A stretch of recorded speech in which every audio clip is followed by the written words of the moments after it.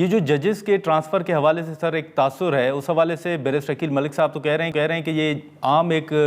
جو تبادلہ ہوتا ہے وہی ایک روٹین کا ایشو ہے، اس پر جو پروپیگنڈا کیا جا رہا ہے یا جس طرح کا ایک تاثر دیا جا رہا ہے اس میں کوئی حقیقت نہیں ہے۔ آپ سمجھتے ہیں کہ واقعی حکومت کا موقف درست ہے؟ یہ ایک عام تبادلوں کی طرح یہ بھی ایک تبادلے کچھ تھے؟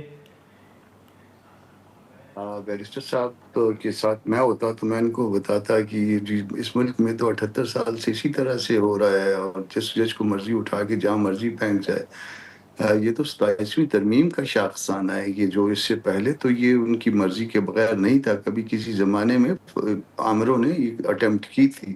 مگر اس کے بعد جو ہے عدلیہ کی آزادی کی خاطر جو ہے اس میں یہ ان کی مرضی کے بغیر کہ اس کو جو ہے نہیں کیا جا سکتا تھا ٹرانسفر۔ یہ تو اب 27ویں ترمیم کا پہلا نتیجہ جو ہے یہ آپ نے وصول کر لیا،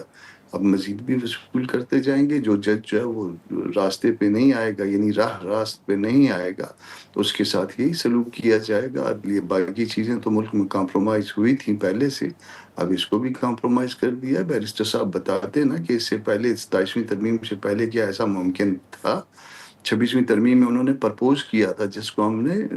بڑی سختی سے اپوز کیا تھا اور رکوایا تھا، اور یہ ہمارا اور ان کا جنٹلمین ایگریمنٹ تھا کہ ایسا نہیں ہوگا۔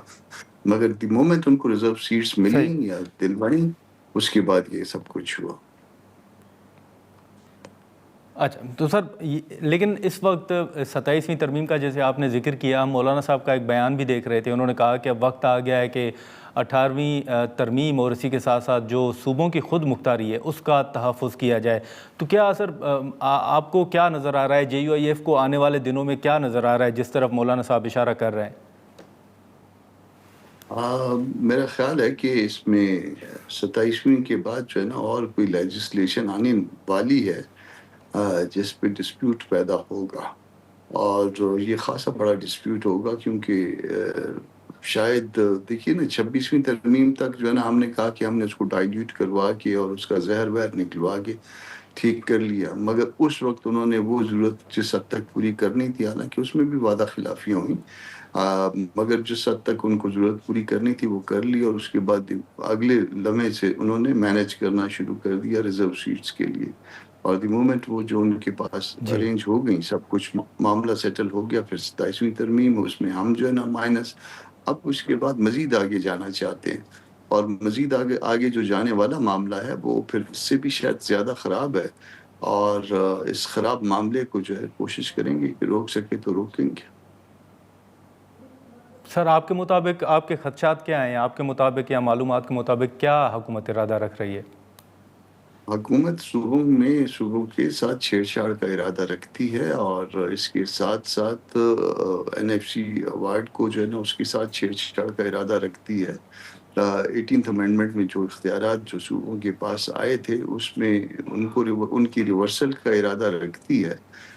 تو اس کے ساتھ ساتھ چیزوں کو وفاق میں یا اپنے ہاتھ میں لینے کا صوبوں سے جو ہے وہ جو پروونشل اٹانومی ہے اس کو جو ہے نا کم سے کم کرنے کا ارادہ رکھتی ہے، اور یہ جو ارادہ ہے اس کا یہ خطرناک ہے، خوفناک ہے، ملک کے لیے اچھا نہیں۔ اچھا سر، لیکن یہ بھی بتائیے گا کہ کامران صاحب کہ یہ جو پاکستان تحریک انصاف کی اس وقت اسٹریٹجی ہے، حال ہی میں مولانا صاحب سے اہم ملاقاتیں بھی ہوئیں، حکومتی وزراء بھی آئے، سر یہ جو اچکزئی صاحب کو جیسے مینڈیٹ دیا گیا ہے، کیا مذاکرات کے حوالے سے یا مولانا صاحب کو دوبارہ آن بورڈ لینے کے حوالے سے کوئی رابطے ہوئے ہیں، یا آپ سمجھتے ہیں کہ آنے والے دنوں میں کوئی ایک اسٹریٹجی جو ہے وہ مشترکہ کوئی دی جا سکتی ہے؟ PTI کے کچھ لوگوں کے مولانا صاحب سے مسلسل رابطے ہیں، محمود خان صاحب بھی چونکہ ان کا دوستی کا معاملہ ہے تو وہ بھی رابطے میں رہتے ہوں گے، مجھے ایگزیکٹ نہیں پتا کہ درمیان میں یہ 10-15 دن کے حوالے سے 10-15 دن تو ویسے بھی پالیٹکس جو ہے نا ڈائیورٹ ہو گئی ہوئی تھی، اور اس کے ساتھ ساتھ مولانا خود بھی پنجاب اور سندھ کے دورے پہ تھے، وہ انہوں نے دورہ مکمل کر کے رات کو پہنچے ہیں واپس، تو اب اس کے بعد کوئی رابطوں کے حوالے سے یا مولانا سے جب میں ملوں گا تو ان کو کوئی جو کچھ جتنا بتائیں گے اس کے حوالے سے اپڈیٹ ہو جاؤں گا، مگر درمیان کے رابطے میرے علم میں نہیں ہیں۔ دیکھتے ہیں کہ آگے معاملات کس طرف جاتے ہیں۔ لیکن سر اب جو خان صاحب کی صحت کے حوالے سے یا بشرا صاحبہ کی صحت کے حوالے سے خبریں سامنے آ رہی ہیں، کل بھی کچھ جو خبریں آئیں کہ خان صاحب کو پمز لایا گیا، اس حوالے سے آپ سمجھتے ہیں کہ جو پی ٹی آئی کے تحفظات ہیں وہ درست ہیں، کوئی راستہ نکلنا چاہیے؟ جیسے وہ کہہ رہے ہیں کہ ہاسپٹل منتقل کر دیں، یا جیسے حکومت کہہ رہی ہے کہ آپ ان کو بنی گالہ بھی منتقل کیا جا سکتا ہے۔ پھر سب سے جو اہم معاملہ ہے وہ ملاقاتوں پر پابندی کا ہے، تو آپ سمجھتے ہیں کہ اس پر حکومت کو فلیکسیبلٹی شو کرنی چاہیے؟ دیکھیے، ہاسپٹل میں منتقل کرنا جو ہے یہ تو لائف اور لبرٹی کا معاملہ ہے۔ لبرٹی تو چلے ان کی